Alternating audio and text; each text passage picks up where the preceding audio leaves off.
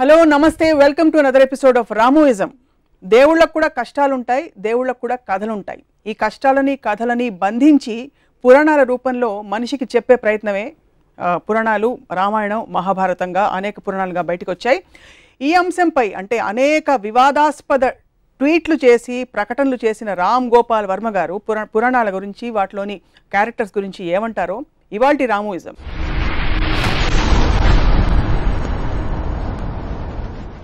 నమస్కారం. Latest tweet ఏంటి రామ్ గోపాల్ గారు? Latest tweet on Ramayanam or Mahabharatam కాన్సెప్ట్లో వినాయక చవితి వచ్చినప్పుడు నేను ఒక సిరీస్ ఆఫ్ ట్వీట్స్ చేశాను. ఏమన్నాను, ఐసిస్, అల్ ఖైదా లాంటి ఒక విపరీత టెర్రరిస్ట్ ఆర్గనైజేషన్లు చేసే గౌరవాల తర్వాత అంతకు మించిన గౌరవం నేను విన్నది, ఒక తండ్రి తన ఇంట్లోకి రానియట్లేదని ఒక కొడుకు తల నరికేశాడు అని నేను పెట్టిన ట్వీట్. ఒకవేళ తన కొడుకు తల నరికి తర్వాత ఏంటి విషయం తెలిసి తన కొడుకే అని తనకి తెలిసి దారేపో ఏనుగు తల నరికేసి ఏనుగు తల పెట్టేశాడు. ఏనుగు తల పెట్టి మనిషి మీద పెట్టే శక్తి ఉన్నప్పుడు తన కొడుకు తలే పెట్టచ్చు కదా, మళ్ళీ ఏనుగు తల ఎందుకు అనేది ఒక ట్వీట్ పెట్టాను. నాకు గణపతి కథ అలా చెప్పారు. ఫస్ట్ శివుడు అనే దేవుడికి తన కొడుకు తనే తెలియదా ఒకటి, అది పక్కన పెడదాం. ఒక చిన్న పిల్లడు లోపలికి రావద్దు అన్నాడు, తను అటాక్ కూడా చేయలేదు. నన్ను రావద్దు అంటావురా అని తల నరికేస్తే నాకు తెలిసి తాలిబాన్ కూడా చేయలేదు, కానీ మన దేవుడు చేశారు. దాని తర్వాత ఏనుగుని చంపితే ఇప్పుడు WWF అంత గోల్ చేస్తారు, మేము సినిమాలో కుక్కను పెడితే సెన్సార్ వాళ్ళు కుక్కర్ని ఏమన్నా చేశారా అని అడుగుతారు. ఏమి అన్నింపుని తెలియని ఏనుగుని చంపేసి దాని తలను పెట్టారు. ఆ తల ఎందుకు పెట్టాలి అదో క్వశ్చన్. దాని మీద బాంబేలో ఒక శివసేన ఇలాంటి ఎంఎస్ గ్రూప్ వాళ్ళు ఇలాంటి ట్వీట్లు పెడతాంటే గణపతి అనేది చాలా పెద్ద బాంబేలో. అంటే దాంట్లో ఒక లీడరు ఇప్పుడు మనం గొడవ చేస్తే దీని గురించి దాంట్లో లాజిక్ అంతా బయటికి లాగుతారు, తనకే పబ్లిసిటీ వస్తుంది, వదిలేయండి అని చెప్పాడు. సో నా పాయింట్ ఏంటంటే అది ఇప్పుడు మనం బ్లైండ్గా ఫాలో అవ్వటానికి ఒక దేవుడికి ఉన్న క్వాలిటీస్, ఆ దేవుడికి ఉన్న ఆ పర్టిక్యులర్ పురాణ పురుషుడికి ఉన్న క్వాలిటీస్ అనేది మనకు చాలా ఇంపార్టెంట్ స్టడీ చేయడం. నేను బ్లాటెంట్గా ఇలాంటి ఆస్పెక్ట్స్ ఉన్నప్పుడు దాన్ని క్వశ్చన్ చేయకుండా కేవలం దేవుడు చేశాడు కాబట్టి వదిలేసాం, తాలిబాన్ చేస్తే, అల్ ఖైదా చేస్తే వాళ్ళని రాక్షసులు అంటాం. ఇది ఒక ఎగ్జాంపుల్. రెండో ఎగ్జాంపుల్, రాముడు వనవాసానికి వెళ్ళిపోయాడు, సీతమ్మ, లక్ష్మణుడు ముగ్గురు వెళ్ళిపోయారు. 14 సంవత్సరాలకి సరిపడా వాళ్ళకి బట్టలు ఆభరణాలు ఇచ్చారు. అవి ఎవరు మోసారని ఒక ట్వీట్ పెట్టారు. రాముడు మోసాడు, సీత మోయదు అంటే లక్ష్మణుడు మోసాడా? ఒకవేళ ఇవ్వకపోతే అవే బట్టలతో 14 సంవత్సరాలు ఉన్నారా? లేకపోతే అడవిలో వేరే బట్టలు ఎక్కడ కొనుక్కున్నారు? లేకపోతే ఆకులను కట్టుకున్నారు? ఇలాంటివి ట్వీట్స్ చేశారు. అదేంటి నాకు కించపరచడం కాదు, దాని గురించి జోక్ చేయడం కాదు. ఇలాంటి ఫండమెంటల్ ఎలిమెంట్స్ గురించి నేను సినిమా తీస్తే 1,00,000 రకాల రివ్యూలు రాస్తారు. రామాయణ మహాభారతంలో నేను తీసే అతి చెత్త సినిమాలు కానీ ఎక్కువ లొసుగులు ఉన్నాయని నా ఫీలింగ్. వాటికి ఎవరు ఇంత పూజిస్తారు కానీ రివ్యూస్ రాయరు. నా సినిమాలు ఏమో చూడరు, ఫ్లాప్ చేయిస్తారు. ఆ జలసీ తోటి నా మనసులోంచి వచ్చిన ఒక ఆక్రోషం నుంచి ఆ ట్వీట్స్ వచ్చాయి. ఇక్కడ కార్ ఆన్ చేస్తే అక్కడ డోర్ తీస్తారు, మధ్యలో కార్ ఆగిపోయిందా, పెట్రోల్ పోయించాడా, ఈ డీటెయిల్స్ అన్ని మీరు చూపించారు కదా మీ సినిమాలో. అంటే నా పాయింట్, ఒక ఫాదర్ కొడుకు తల నరికేయటానికి కారు ఆపేశారు, పెట్రోల్, ఎంత చిన్న ఎగ్జాంపుల్, అది సరిపోతుందా? అంటే దానికి దీనికి పోలిస్తే మీ గురించి నాకు అర్థమవుతుంది. ఈ పోలిక కరెక్ట్ అని అనుకుంటే సివియారిటీ ఆఫ్ ద థింగ్ అది కాదు. ఇక్కడ లాజికల్ కార్లు పెట్రోల్ ఉందా లేకుండా వెళ్ళిందా అనేది దాని వలన ఏమి మీకు మారల్ ఆస్పెక్ట్ అనేది ఏమి రాదు. మీకు ఒక స్టోరీలో ఒక లాజిక్ అది. ఇక్కడ it is destroying the fundamentals of God. That is okay. I'm talking about రాముడు బట్టలు మోసాడా, వాళ్ళు ఇస్త్రీ చేసుకున్నారా, గంజి పెట్టి ఇస్త్రీ చేస్తారా, లేకపోతే వాటి ఆ క్వశ్చన్స్ కి ఆన్సర్ గా ఇది కథలో ఓకే. అప్పుడు okay, so okay, I agree, you're right, I'm wrong. So ఇంకో ఎగ్జాంపుల్ ఇస్తాను. కైకేయి పాతకి రాముడిని అడిగి పంపించేస్తుంది, సారీ రాముడిని అడిగి భరతుడికి పట్టాభిషేకం. కైకేయి ఎందుకు చేసింది? రాముడు కన్నా తన కొడుకు అంటే ఎక్కువ ఇష్టం భరతుడు, తన భద్రుడికే రావాలని ప్రతి తల్లికి ఉంటుంది. మాట ఇచ్చింది ఎవరు? దశరథుడు. నువ్వు ఏం చేస్తే అది చేస్తాను. ఎందుకు? ఆ పర్టిక్యులర్ టైంలో ఎమోషన్లో ఏదో ఒక టైంలో తను ఇచ్చాడు మాట. ఆ మాట ఇప్పుడు నాకు చేయాలని. రాముడే కావాలి, రాముడే ఎందుకు కావాలని నాకు బ్రాహ్మణులు ఎక్కడా లేదు. ప్రజలకి ఏం చేస్తే రాముడే కావాలన్నాడు నాకు ఇంతవరకు అర్థం కాలేదు. ఓకే రాముడు మంచోడు, take it for granted, author Valmiki చెప్పాడు కాబట్టి నేను తీసుకుంటున్నాను. నెక్స్ట్ కట్ ఏంటి, ఒక రాజు, ఒక దశరథుడికి అయోధ్య రాజుగా ప్రజల పట్ల ఎక్కువ రెస్పాన్సిబిలిటీ ఉందా, పాతకైన కైకేయికి ఇచ్చిన మాట ఎక్కువ రెస్పాన్సిబిలిటీ ఉందా? అప్పుడు నాకు రంగనాయకం విశ్వరోక్షణలో ఒక ఎక్స్ట్రాడినరీ పాయింట్ ఏమనిపించిందంటే, కైకేయి నాకు ఇచ్చిన మాట మీరు నిలబెట్టుకోరు, మాట తప్పితే మోక్షం రాదు అనే భయంతో నా మాటకి విలువిస్తున్నారు. మోక్షం రాకపోతే స్వర్గప్రాప్తి రాదు, స్వర్గప్రాప్తి రాకపోతే రంభ ఉరుసులు దొరకరు. అది మెయిన్ పాయింట్ అక్కడ. ఒకవేళ తన పర్సనల్ హ్యాపీనెస్ మోక్షం రావాలి, స్వర్గం అలా నాది వచ్చేస్తే అయోధ్య ఏమైపోయినా నాకు పర్లేదంటే, అప్పుడు మనకు ఉన్న పొలిటికల్ లీడర్స్ స్విస్ బ్యాంక్లో నా డబ్బు ఉంటే చదువు దేశం ఏమైపోయినా పర్లేదంటే దానికి దీనికి ఏంటి అసలు difference? Absolute no difference. So ఇది మోర్ రిలవెంట్ పాయింట్. ఇందాక ఇచ్చిన బట్టల పాయింట్ పక్కన పెట్టి ఈ పాయింట్ పెడుతున్నాయి ఇప్పుడు. ఇవన్నీ సింబాలిక్గా ఎందుకు చూడరు మీరు? ఏంటి సింబాలిక్? ఫేస్ వాల్యూ తీసుకోకుండా. ఫేస్ వాల్యూ ఎట్లా తీసుకుంటాం? దేవుళ్ళని కూడా ఫేస్ వాల్యూ తీసుకుంటే ఇప్పుడు సినిమాలని ఒక కేవలం వినోదం కోసం ఒక వారం వచ్చి 2 వారం వెళ్ళిపోయి సినిమాకి మీరు అంత సీరియస్గా తీసుకుని దాన్ని విశ్లేషిస్తూ ఉంటే, మొత్తం మారల్ వాల్యూస్ నిలబెట్టే పురాణాలని ఇష్యూలు సీరియస్గా తీసుకుంటే ఎట్లా ఉంటుంది? సో తత్ఫలితంగా పురాణాలు కేవలం తలాతోకలేని ఇంట్రెస్టింగ్ కథలు ఆప్షనే అదా, లేకపోతే పురాణాలు సమాజ విరుద్ధంగా జరిగే అనేక అంశాలని మనం జస్టిఫై చేస్తున్నాం కాబట్టి పురాణాల్లోనే ఎక్కువ క్రైమ్స్ జరుగుతాయి. మన మామూలు మీరు రేపు పొద్దున ఈనాడు లేకపోతే ఇలాంటి టీవీల్లో చూసే కన్నా ఎక్కువ క్రైమ్స్ నాకు తెలిసి పురాణాలు జరుగుతాయి. అబ్సల్యూట్లీ లేనిది. అది ఉండాలా ఉండకూడదా క్వశ్చన్ కాదు, పాయింట్ అది కాదు. మన అంత పూజ నుంచి అంటే అది మన మెంటల్ స్టేట్ని రిఫ్లెక్ట్ చేస్తుంది. పురాణాన్ని సీరియస్గా తీసుకునేవాళ్ళు అది యాక్చువల్లీ అతని మెంటల్ స్టేట్ రిఫ్లెక్షన్ అది, యూనో. సో దాని మీద నేను అబ్జర్వేషన్ చెప్తున్నాను అంతే. రంగనాయకమ్మ గారి విశ్లేషణల ప్రభావం ఇది మీరు నేరుగా చదివి. రంగనాయకమ్మ విశ్లేషణ క్వశ్చన్, రంగనాయకమ్మ ఒక థాట్, ఐన్ ర్యాండ్ అనేది ఒక థాట్. వాళ్ళు ఇచ్చినట్టు తీసుకోకుండా దాన్ని ప్రశ్నించి దాని గురించి ఆలోచించి చేసిన ఒక విశ్లేషణ, ఒక ఆబ్జెక్టివిస్టిక్ అండర్స్టాండింగ్. మొత్తం ప్రపంచంలో ఎవరిదైనా వెళ్ళేది మీరు ఇచ్చింది తీసుకోకుండా దాని వెనకాల ఉంది, ముందే ఉంది, దాని రీజన్స్ ఏంటి అనేది తెలుసుకుని చేయటం అనేది ప్రోగ్రెస్కి అవసరం. సో ఓవరాల్గా ఈ క్యారెక్టర్స్, ఈ ఎపిసోడ్స్ ఏవైతే మనం ప్రస్తుత సమాజంలో అర్థం చేసుకోలేనివి, ఫర్ ఎగ్జాంపుల్ బిగమి, 2 భార్యలు ఉండే దేవుళ్ళు కావచ్చు, వీటన్నిటి వల్ల ఈ పురాణాలు చదవకూడదంటారా మీరు, లేకపోతే చదివినా ప్రశ్నించండి అని అడుగుతున్నారు కదా. ఇప్పుడు దానికి ఒక గాడ్లీనెస్ ఇవ్వటం కరెక్ట్ కదన్న. లుక్అప్ చేసి ఇలాగా ఒక గౌరవంతో చూడటం. మీరు ఏదో ఒక ఫోక్లోర్ కథలాగా విన్నారా, లేకపోతే చందమామలో కథ వచ్చిందా అనేది వేరు. మీకు మారల్ సింబల్స్ కింద ఉన్న పురాణ పురుషులు వెనకాల కథలు ఇవా అన్నప్పుడు ఏ మారల్ దాంట్లోంచి తీసుకుంటారు? ఉదాహరణకి అది రాముడు మంచివాడు, ఎక్కువ ఎందుకు మంచివాడు ఎంతవరకు అర్థం కాదు. రాముడు ఇప్పుడు శూర్పణఖ అని ఒక స్త్రీ తను కోరి వచ్చింది, ముక్కు కోసేది. అది అంటే అందవికారం అంటే అంతకుముందు అందంగా ఉండాలి కదా, ముక్కు కోస్తే ఏమవుతుంది? లేకపోతే అంతకుముందే అందవికారంగా ఉంటే ముక్కు కోసినది మాత్రం మళ్ళీ ఇంకా పెరగదు వికారం. సో మనం ఈవ్టీజ్ చేస్తున్నాం, ఒక అమ్మాయిని ఇలా అంటున్నాం అంటే మన సమాజంలో ఇప్పుడు ప్రాస్టిట్యూట్స్ని కూడా లా ప్రకారం గౌరవంగా చూడాలి, మనం కించపరిచి చూడకూడదు. ఎందుకంటే వాళ్ళు ఎందుకు అయ్యారో ఆ కారణాలు ఏదో రకరకాలు ఉంటాయి. సో ఒక స్త్రీని తన కంటి ముందు ముక్కు కోస్తా ఉంటే చూస్తే అది మంచి బెలడ్ ఏంటి? దాంట్లో ముందు రాగానే కోసేలేదు, ఫస్ట్ ఏం చేసింది చెప్పండి. వెళ్ళమన్నాడు. అప్పుడు ఇప్పుడు ఒక అమ్మాయి వచ్చిందండి నా దగ్గరికి, నేను కలవనన్నాను, మళ్ళీ వచ్చింది కలంటే ముక్కు కోసేస్తే ఊరుకుంటారా? ఇప్పుడు మీకు చట్టపరంగా అది కాదు, ఎథికల్ అంటున్నా.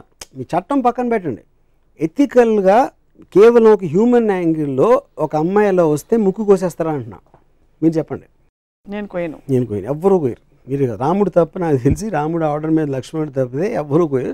తాలిబాన్కి వస్తారు కాబట్టి రాముడు మరి తాలిబాన్ లా అది కాదు నేను అడుగుతున్నా, అదే క్వశ్చన్ నేను అడుగుతున్నా. నేను పెట్టిన ట్వీట్స్లో కూడా ఈ రెండిటికి నాకు సిమిలారిటీస్ కనిపిస్తున్నాయి, నాకు అర్థం కావట్లేదని పెట్టినాను. నారద మహర్షి వచ్చి యాగఫలం ఎవరికి ఇస్తారు అంటే వాళ్ళు ఆలోచనలో పడ్డారు. అంటే 14,000 ఏళ్ళ నుంచి తపస్సు చేస్తా యాగఫలం ఎవరికి వాళ్ళు ఆలోచించలేదు. సో అది పక్కన పెడదాం.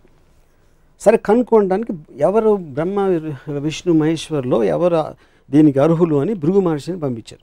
భృగు మహర్షి ఫస్ట్ బ్రహ్మ దగ్గరికి వెళ్తే బ్రహ్మ సరస్వతి వేణు వాయిస్తున్నారు ఏదో అవుతుంది అక్కడ బిజీ అని పంపించారు. అక్కడి నుంచి కట్ చేస్తే శివుడు వస్తే శివుడు పార్వతి బిజీగా ఉన్నారు, అవి డాన్స్ చేస్తున్నారు ఏదో అని అక్కడి నుంచి పంపించారు. నెక్స్ట్ విష్ణువు దగ్గర అక్కడ అదే పరిస్థితి. అప్పటికి భృగుకి కోపం వచ్చి లోపలికి వెళ్ళి అదే సర్పతల్పం ఏదో ఆ తల్పం మీద తన్ని వెళ్ళిపోతా ఉంటే విష్ణువు వచ్చి కాళ్ళ మీద పడి కాళ్ళు పట్టుకుని ఆ కోపానికి కారణమైన ఒక కన్ను ఏదో ఉంది అరికాళ్ళు ఉంటే దాన్ని నలిపేశాడు. తన్నిలోని వెళ్ళి కాళ్ళు పట్టుకోవడానికి కోపంతో లక్ష్మి వెళ్ళిపోయింది. స్వర్గం బోసిపోయేసరికి వచ్చి విష్ణువుని ప్రాధేయపడ్డాడు. ఏంటి లక్ష్మి లేకపోతే స్వర్గంలో ఇది లేదు అది లేదు అని. అప్పుడు ఈయన ఎతకడానికి వెళ్ళాడు విష్ణువు. వెళ్ళి ఎతికి ఎక్కడ దొరకలేదు.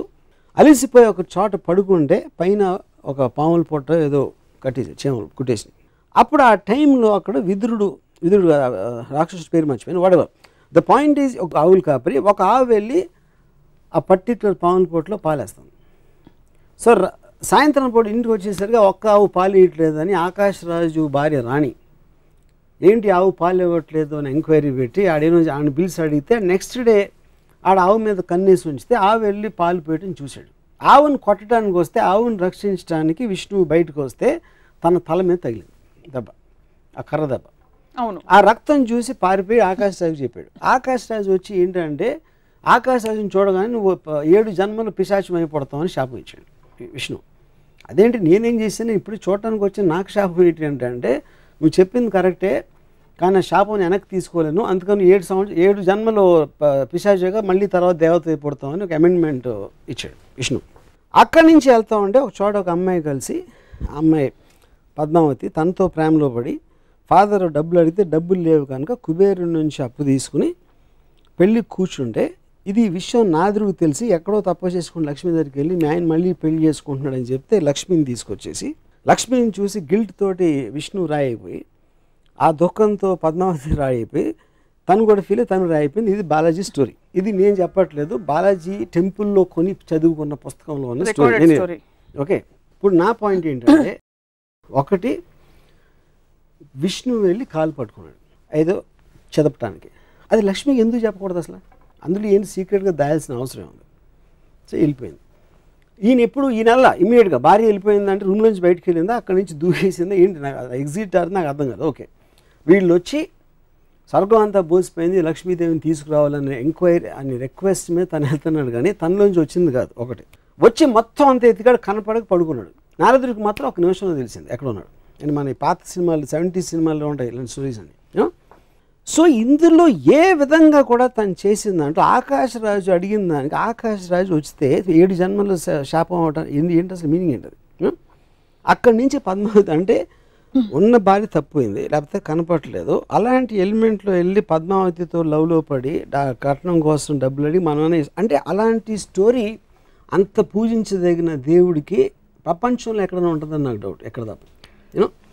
సో నేనేమంటున్నాను, ఒక రోల్ మోడల్ గాంధీ గారు ఇలా చేశారు.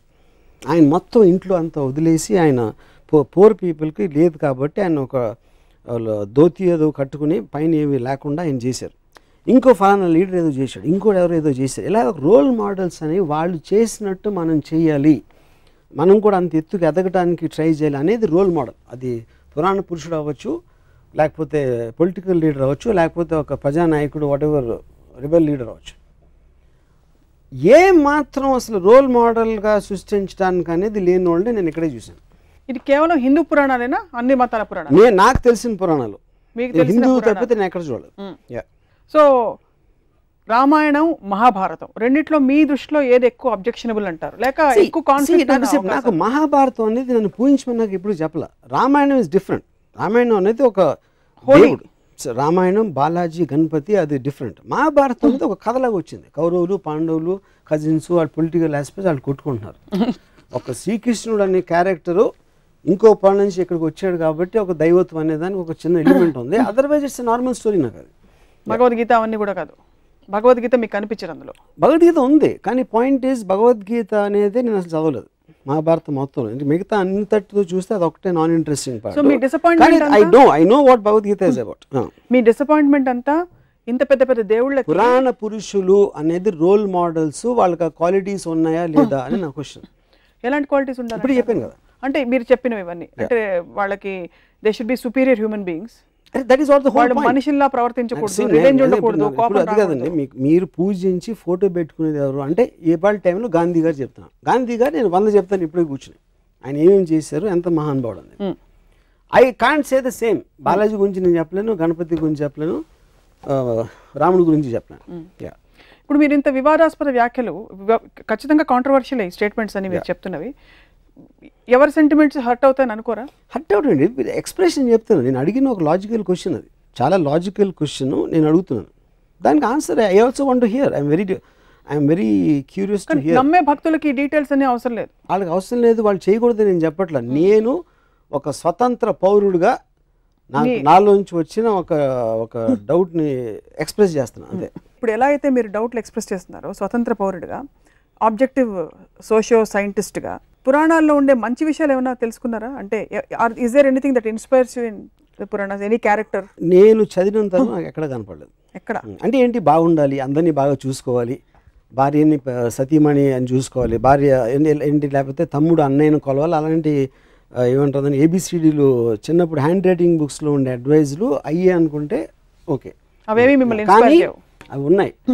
కానీ ఏదైతే ప్రిన్సిపల్ క్యారెక్టర్స్ పురాణంలో వాళ్ళు ఎవ్వరు దాన్ని పాటించరు. మనకి చెప్పే నీతులు పురాణ పురుషుల్లో అత్యంత పెద్దవాళ్ళని మనం అనుకుని ఎవ్వరూ అవి పాటించరు. ఇప్పుడే మీకు ఎగ్జాంపుల్స్ చెప్పాను. పురాణ పురుషుల్లో ఉదాహరణకి, పురాణాల్లో ఇంటెన్షన్, ఒరిజినల్ ఇంటెన్షన్, రాముడు లాంటి ఒక మహోన్నతమైన మానవ రూపంలో ఉండే దేవుడు ఇంకో పరస్త్రీకి వేసి కన్నెత్తి చూడు, అందుకే రాముడు అంతటి నిజాయితీ ఉండే వ్యక్తి, అంటే కమిట్మెంట్ ఉండే వ్యక్తి అని చెప్తారు. అలాగే సీతమ్మ వారు, ఆవిడ వెళ్ళి అశోకవనంలో కూర్చున్న సమయంలో రావణాసురుడు అంతటి ఘోరమైన రాక్షసుడు కూడా, 10 తలకాయల రాక్షసుడు కూడా పరస్త్రీ కదా అని అడ్వాంటేజ్ తీసుకోలేదు. ఆవిడ అశోకవనంలో అక్కడ పెట్టాడు కానీ ఆవిడని. So there lot of good things to talk about. ఇప్పుడు చెప్తాను. ఇప్పుడు విష్ణువు అనే ఒక దేవుడు డబల్ రోల్లో రాముడు కృష్ణుడుగా వచ్చాడు. రాముడేమో ఏకపతివ్రతుడు, కృష్ణుడేమో 1000 మంది గోపికలతో ఉంటాడు. సో అప్పుడు ఎవరిని తీసుకోవాలి నేను? ఇదొక కృష్ణుడు కాదా? ఇదొక యుగం, అదొక యుగం. యుగం కాదు, యుగం యుగాలు ఎందుకు? యుగాలు మారినా మీకు నీతులు ఎట్లా మారుతాయి? ఎందుకంటే ఫోకల్ పాయింట్ మారుతుంది, మీరు పర్స్పెక్టివ్. అప్పుడు రాముడు ముందా కృష్ణుడు ముందా? రాముడి ముందు. అప్పుడు కృష్ణుడికి 1000 వస్తే ఇప్పుడు 1,00,000 అవ్వాలిగా. ఇంకొక అవతారం వస్తే వస్తుందేమో. అది కాదు, మీ రోల్ మోడల్ అప్పుడు మనం ఫాలో అవ్వాలి. రాముడు రోల్ మోడల్ ఎందుకు ఏకపత్నివ్రతుడు, మనం కూడా ఒకే అమ్మాయితో ఉండాలి, రోల్ మోడల్. అవును, శ్రీకృష్ణుడు దాన్ని బ్రేక్ చేశాడు మీరు చెప్పిన లా ప్రకారం. ఇంకో యుగంలో అది వర్తించదు, అందుకని 1000 మంది గోపికలను తీసుకున్నాడు. అప్పుడు నేను రోల్ మోడల్, నాకు కృష్ణుడాడు. ఇప్పుడు ఇంకా అడ్వాన్స్ అయింది కాబట్టి ఇప్పుడు 1,00,000 గోపికలు అవుతావు, మళ్ళీ వెనక్కి వెళ్తామా? శ్రీకృష్ణుడు మీకు రోల్ మోడల్ అయినప్పటికీ, శ్రీకృష్ణుడు స్వచ్ఛమైన ప్రేమ, ప్యూర్ లవ్ గురించి చెప్తున్నాను. Pure love, it is an embodiment of pure love. శ్రీకృష్ణుడి గురించి మనకి తెలిసింది, he was an embodiment of pure love. నెమలి పింఛం అనేది ఎందుకు పెట్టుకుంటారంటే, it is an embodiment of pure love, which is but he can share that love with 1,000 girls. Adi point. 1,000 girls, which is not sexual in connotation necessarily. And అందరిని పూజిస్తాడా కూర్చుని? అది తెలియదు, but this is what we know. నెమలి పింఛం అన్నది కూడా సంకేతం. నెమలి పింఛం అని పక్కన పెట్టిన అది డ్రెస్, అది ఇప్పుడు ఇవాళ క్యాప్ వేసుకున్నట్టు అప్పుడు నెమలి పింఛం వేసుకుంటారు. దానికని ఎక్కువ ఇంపార్టెన్స్ ఇవ్వద్దు. తను చేసే పని చెప్పండి నాకు, ఏం డ్రెస్ అనేది మన costume is not the point, సీన్లో కంటెంట్ అనేది పాయింట్. అక్కడ సీన్లో కంటెంట్లో విష్ణు అవతారమే రాముడు, విష్ణు అవతారం. రాముడు ఏకపత్ని భక్తుడు అని చెప్పినప్పుడు తను ఇంకో రోల్ వేసినప్పుడు మొత్తం ఆపోజిట్లో వేస్తే దానికి వ్యాలిడిటీ ఏంటని అడుగుతున్నాను. కాబట్టి రెండింటికి వ్యాలిడిటీ లేదంటారా? ఒకటి తీసుకుంటారు. క్వశ్చన్ అది కాదు, రోల్ అంటే ఇప్పుడు రాముడు అది ఒక్కటి చేసి ఉండొచ్చు, దానికి ఆపోజిట్గా 10 చేశారు దాంట్లోనే, రామాయణంలోనే నాకు చెప్పాను. అన్ని మతాల దేవుళ్ళని లేక పురాణాలని మీరు ఎప్పుడు స్టడీ చేయాలన్న ఉత్సుకత మీకు కలగలేదు?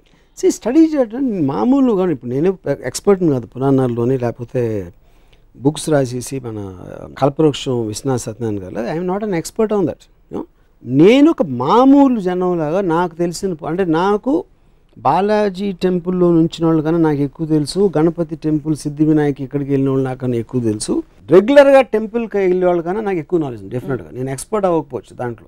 సో నేను మామూలు ఒక జనం ప్రతినిధిగా పురాణాల మీద నాకు వచ్చిన డౌట్ ఎక్స్ప్రెస్ చేస్తున్నాను అంతే. దీనివల్ల ఎంత డీప్గా వెళ్తే మీకు అంత పోతుంది ఇంప్రెషన్, అది నేను గమనించాను. ఎక్కువ డీప్గా అందుకే భక్తులు డీప్గా వెళ్ళరేమో. కల్పవృక్షంలో మొత్తం డిస్క్రిప్షను సీత సెక్షువాలిటీ మీద ఉంటుంది. అది నాకు రామాయణ రిజిస్ట్రేషన్ చదివే వరకు తెలియదు నాకు, ఎందుకంటే నేను అలాంటి లాంగ్వేజ్ నేను చదవను కాబట్టి. ఇలాంటి కాళ్ళు గల సీత, అలా సీతని అతను చూసాడంటే అది శృంగారం అనొచ్చు, మీరు ఏదైనా ఆస్పెక్ట్ అవ్వచ్చు. కానీ అది మనం నార్మల్ ఆస్పెక్ట్లో రామాయణాన్ని ఎప్పుడు అలా చూడం. కానీ అది రాసింది విశ్వనాథ సత్యనారాయణ గారు, వాట్ ఎవర్ ఐ మీన్, అది ఎలిమెంట్. అది రాయాలి రాయకూడదు అని నేను ఆర్గ్యూ చేయట్లేదు. వాట్ ఈజ్ మనకి ఇది వస్తుంది, ఇలాంటిది మనం ఇలా చూడకూడదు అనేది ఇష్యూని మనం పక్కన పెట్టేసి మిగతాదంతా మాట్లాడతాం. సో అప్పుడు మనం ఏంటి క్యారెక్టర్, రాముడు మహా గొప్ప రాజు, అయోధ్య ప్రజలంతా పూజించేవాడు, ఏకపత్ని వ్రతుడు, ఇది అది అని క్వాలిటీస్ అన్ని. ఆ క్వాలిటీస్తో ఉన్న వేరే వైపు మీరు యాక్చువల్గా రామాయణ ఇన్సిడెంట్లు చూస్తే దానికి దీనికి సంబంధమే ఉండదు.